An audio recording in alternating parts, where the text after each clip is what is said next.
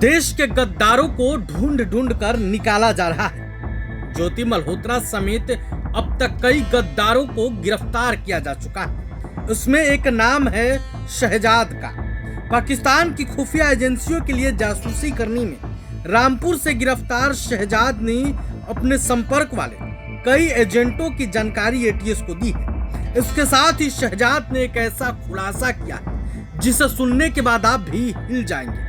शहजाद ने कबूला है कि यूपी में कई स्थानों पर आतंकी हमले की साजिश की जा रही थी। जल्द ही इसे अंजाम दिया जाना था। खुलासा हुआ है कि ये एजेंट पाक खुफिया एजेंसी आईएसआई के लिए जासूसी कर रहे हैं और देश के विभिन्न हिस्सों में सक्रिय हैं।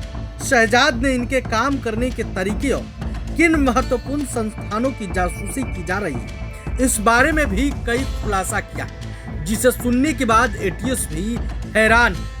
आखिर कोई अपने ही देश से ऐसी गद्दारी कैसे कर सकता है। एटीएस के अधिकारियों ने शहजाद से सीमा पार से तस्करी और वहां जाने के बारे में गहन पूछताछ की। एटीएस ने रामपुर से शहजाद को गिरफ्तार किया था। उसने कबूला था कि वह आईएसआई के संपर्क में था। कोर्ट ने 31 मई तक उसकी न्यायिक रिमांड दी। एटीएस सूत्रों के मुताबिक शहजाद पहले पूछताछ में कई सवालों के जवाब पता होने से इनकार करता रहा। जब कई कॉल डिटेल व चैट को दिखाया तो उसने कहा कि वह व्हाट्सएप के जरिए पाक खुफिया एजेंसी के संपर्क में था। उसने रामपुर में आजाद नगर मोहल्ले में स्थित अपने घर में रहने वाले सभी सदस्यों के बारे में बताया।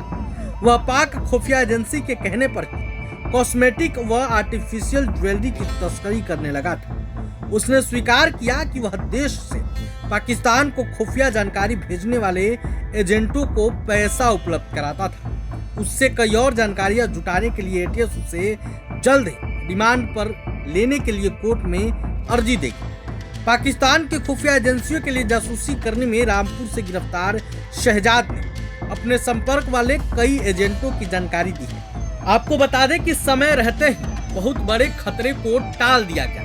अगर शहजादपुर से गिरफ्तार नहीं होता तो अब तक देश में और भी कई आतंकी हमले हो सकते थे।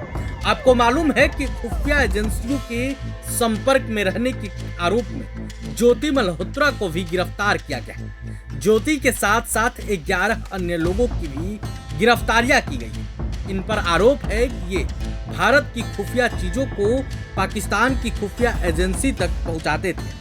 ज्योति मल्होत्रा पर आरोप है कि ज्योति मल्होत्रा ट्रैवल यूट्यूब के आड़ में देश के साथ गद्दारी करती थी। हालांकि पूछताछ जारी है। ज्योति मल्होत्रा और पाकिस्तानी अधिकारी दानिश के चैट भी सामने आ गए हैं, जिसके आधार पर एनआईए पूछताछ कर रही है।